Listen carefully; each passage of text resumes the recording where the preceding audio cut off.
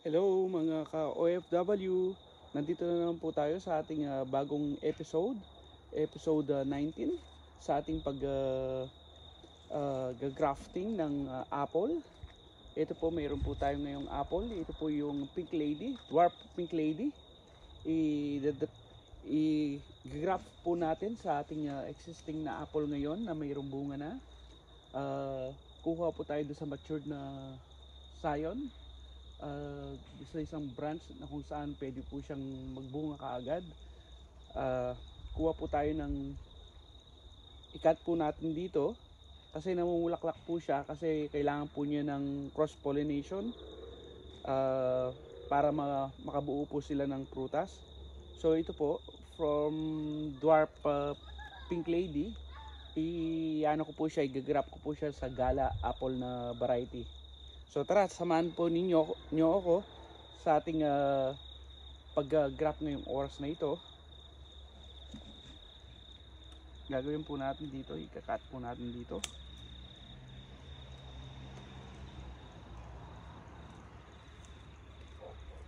Ginagawa ko po dito, hindi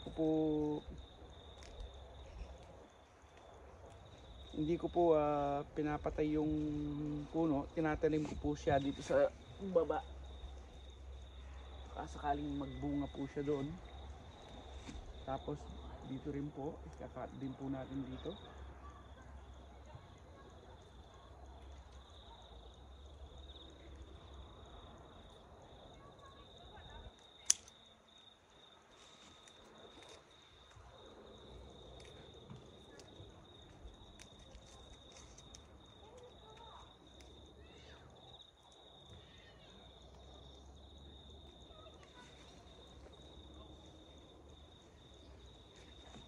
Yan po.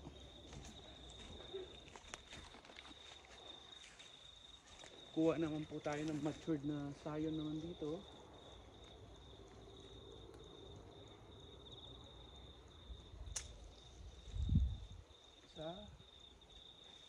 Tapos yun, ka-size niya.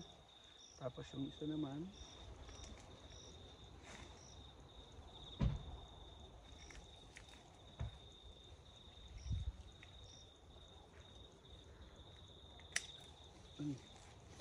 po yung i-grab po natin, no?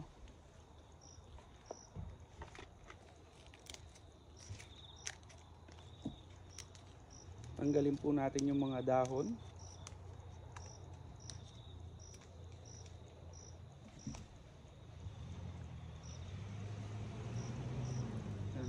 Dito sa ano,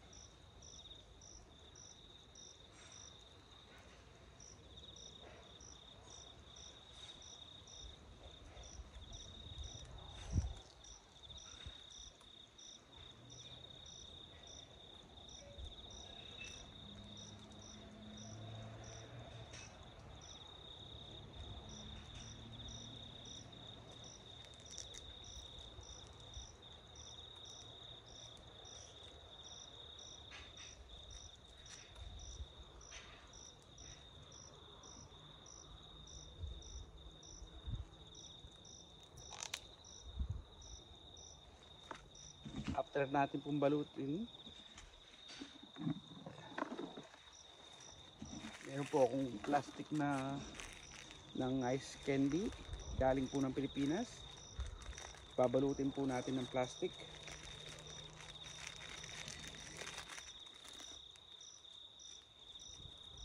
para matrap po yung moisture sa loob.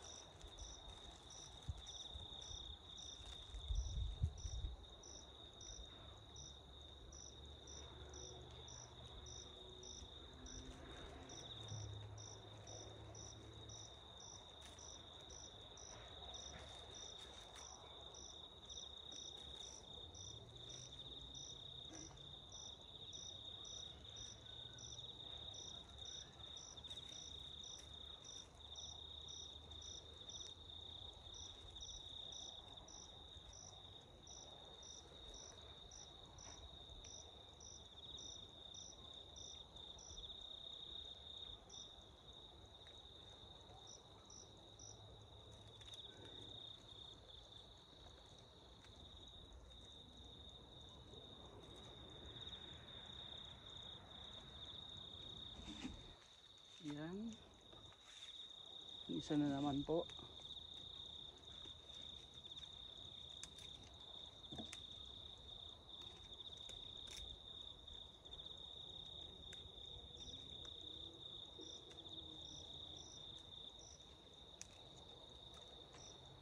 Bali, ito po yung ating i-graft.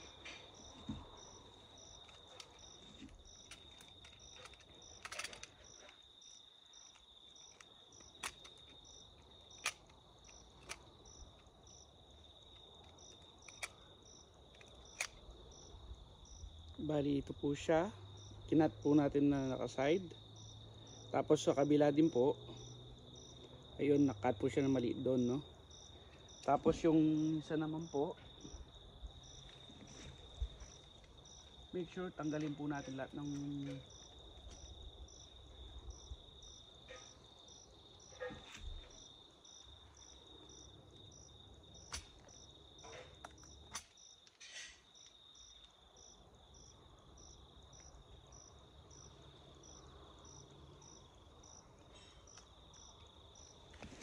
yun.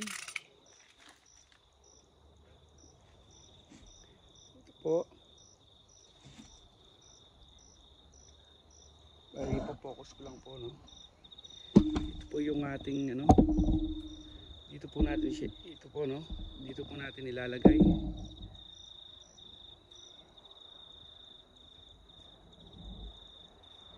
Yun. Ayun. Ayan po, no?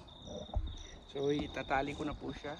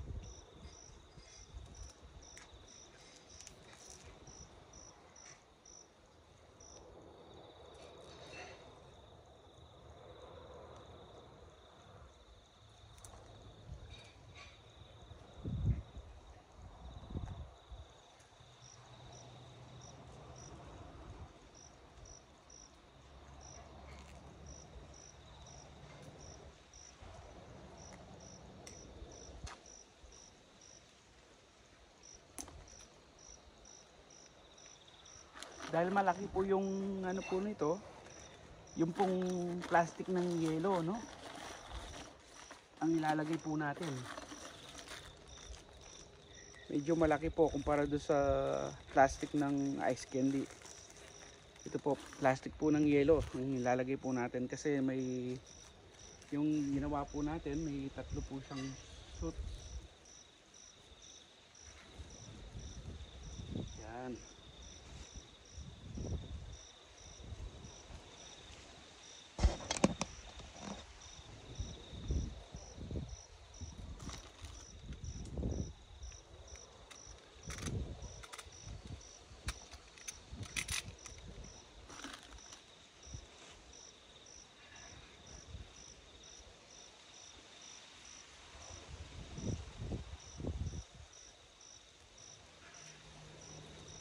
Tinatali ko po siya kung saan ko po siya ginrap, no, para maigpit po yung pagka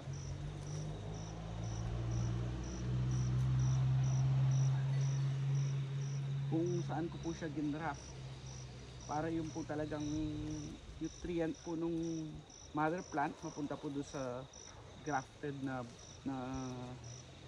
sanga, no.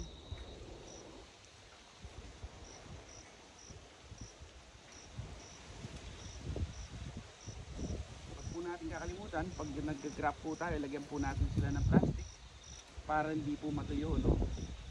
Para protection po sa init ng araw, sa radiation, para hindi po siya malanta at hindi po lumabas yung moisture.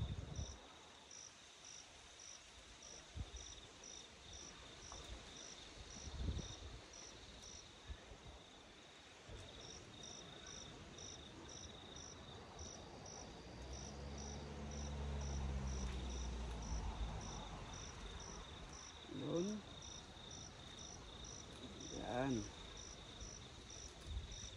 So yan po mga ka-veggie fruit. Ito po yung ating unang ginraft, no? Ito po. Yung pangalawa naman po, pangalawang graft po natin na mapapansin nyo, tatlo po agad yung kanyang sangat do sa loob, no? Kaya po malaki po yung